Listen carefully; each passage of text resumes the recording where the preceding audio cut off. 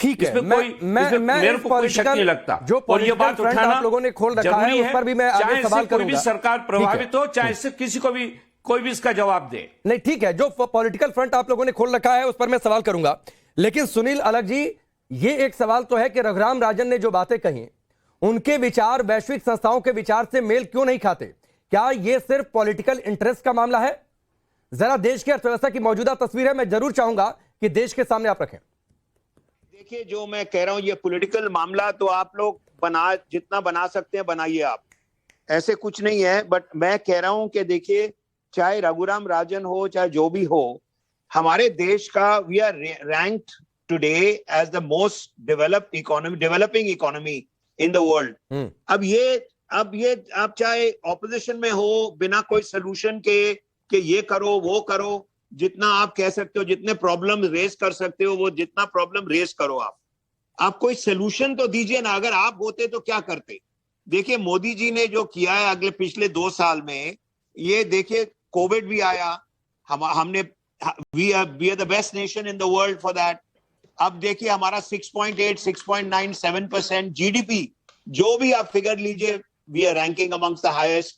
अब the only thing that you have to remember, जो हमें सोचना चाहिए कि देखिए, मोदी जी ने पहले गरीब लोगों को उनको खाना फ्री दिया, उनको इलेक्ट्रिसिटी फ्री दी, गैस फ्री दिया, सब कुछ उनके पास गया ना। तो मिडिल इनकम ग्रुप तो कंप्लेन करेगा हमेशा, अपर मिडिल इनकम ग्रुप हमेशा कंप्लेन करेगा कि अपर इनकम ग्रुप कंप्लेन करेगा। देखिए, जो दुनिया में हो रहा है, हमारी इन्फ्लेशन, जो आरबीआई है, ठीक है, उन्होंने कहा इतने के अंदर वो ठीक है। शुरुआती रिमार्क का समय पूरा हुआ, चर्चा को मैं ओपन करता हूं।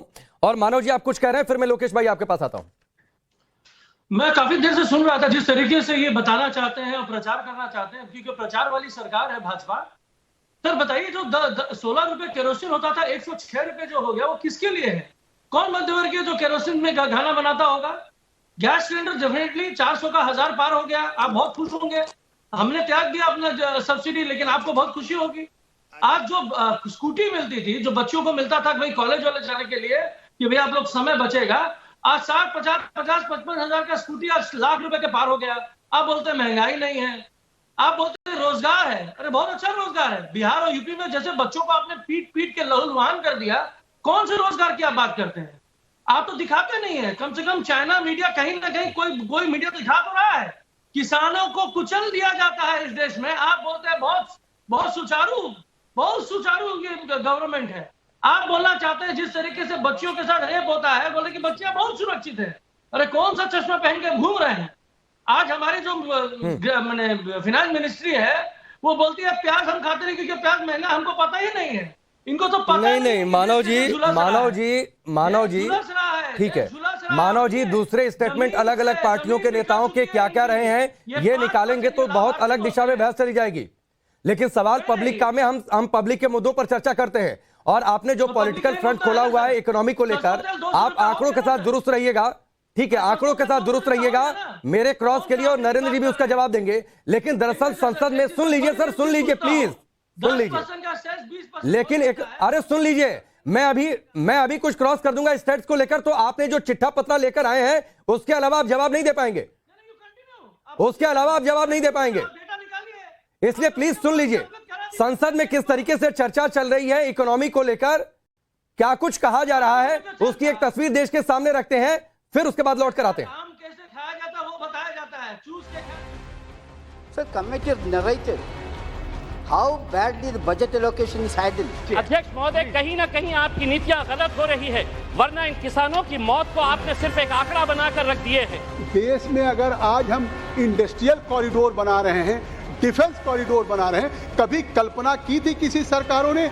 हाईवे तो बना नहीं पा रहे थे। माननीय प्रधानमंत्री जी या मंत्री जी जब जवाब देंगे तो महंगाई पर भी लोगों को जवाब देश के सामने रखना पड़ेगा। और फिर वो लेगेसी का इशू मत उठाइए खराट साहब, फिर बोलेंगे ये आपका लेगेसी इशू है। लेगेसी अभी 8 साल आपकी सरकार होगी। These are not legacy issues. आप ठीक कर सकते थे, 8 साल बहुत टाइम होता है ठीक करने के लिए इकोनॉमी। उसी साल के अंदर पैदा करके भारत की बनी वैक्सीनेशन से भारत के लोगों को इंग्लैंड, ब्रिटेन, अमेरिका हिल गया कोरोना के अंदर, लेकिन भारत अपनी जगह खड़ा रहा।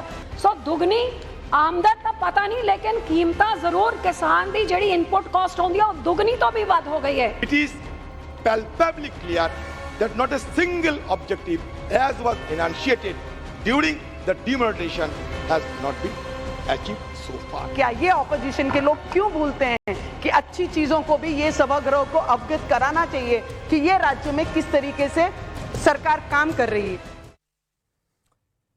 ठीक है, ये संसद डायरी हमने आपके सामने रखी। नरेंद्र जी, मानव जी की बातों का जवाब दीजिए, फिर मैं लोकेश के पास आता हूं। देखिए,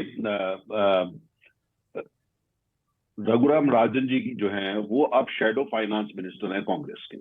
वो अब राजनीतिक है, उनको ये कहना है कि वो अच्छे अर्थशास्त्री हैं, लेकिन अब वो शैडो फाइनेंस मिनिस्टर हैं कांग्रेस पार्टी के। और आप देख रहे हैं वो पूरी तरीके से अब वो उनकी जो भी स्टेटमेंट आते हैं, अब वो वक्तव्यों को हमने उस निगाह से देखना पड़ेगा कि वो भी एक पॉलिटिशियन है। कांग्रेस में तमाम नेता हैं, वो अपनी बात कह रहे हैं। इन्हीं रघुराम राजन जी ने, आप जाके गूगल पे सर्च करिए, अभी 15 दिन पहले एक विदेशी पत्रिका को ये कहा कि भारत की अर्थव्यवस्था अच्छी चल रही है।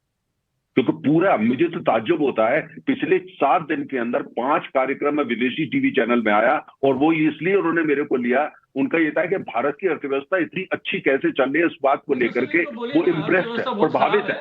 और इसी को लेकर के ये तू मैं नहीं करता राकेश जी, जब ये बोल रहे हैं ठीक है मानो भाई, आपने कुछ बातें कही, उसका जवाब सुन लीजिए, उसका जवाब सुन लीजिए सर।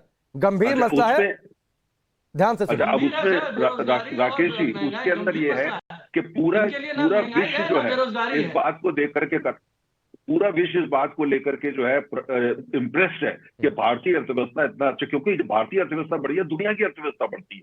भारत की अर्थव्यवस्था भी इतनी बड़ी हो चुकी है और उसका पूरी दुनिया में प्रभाव पड़ता है। मुझे ताज्जुब होता है, हमारे यहाँ चैनल्स पे इस बात की मशक्कत हो रही है कि कैसे ये दिखाया जाए कि कुछ नहीं हो रहा, कुछ नहीं हो रहा, और वो बोलने भी नहीं देंगे साथ में असभ्यता ये भी होती है, ये भी असभ्यता होती है। अच्छा, दूसरी बात अगर आप उठा करके देखें, आंकड़ों की आई है, वित्त मंत्री ने संसद पे रखा, मीडिया ने भी सब कवर किया कि भाई पिछले दिनों हमने देखा, चाहे वो पूरी दुनिया के अंदर जो यूक्रेन का युद्ध है जिसकी वजह से ईंधन की कीमतें बढ़ी हैं, फर्टिलाइजर की बढ़ी हैं, तमाम और कमोडिटीज की बढ़ी, उसके बावजूद हमारे देश के अंदर जो है हमने इन्फ्लेशन, महंगाई को नीचे लेकर के आए 5.85%, जो काफी जो है 2 साल का रिकॉर्ड है। कौन सी ऐसी अर्थव्यवस्था विश्व के अंदर जहां पे ये हो रहा है? ठीक है, मैं आगे बढ़ता हूं। और मानव भाई, एक लाइन, आखिरी लाइन, अगर कोई राज्य ऐसा है कि वो कुछ नहीं करता, वो सिर्फ राजनीति करता है, वेस्ट बंगाल जैसा, अगर हाथ पे हाथ धर के बैठे, कोई इकोनॉमिक एक्टिविटी नहीं, कोई निवेश आने नहीं देते, उद्योग धंधे बंद करा देते हैं, जो वहां जाके इंडस्ट्री उसको मारते हैं, पीटते हैं, ऐसे राज्य जिनकी वजह से भारत में दिक्कतें हैं। और हमारे कई दफे आंकड़े जो है वो उसमें आ जाते हैं, क्योंकि ये लोग कुछ राज्य जो सिर्फ जो है विकास चाहते ही नहीं, ये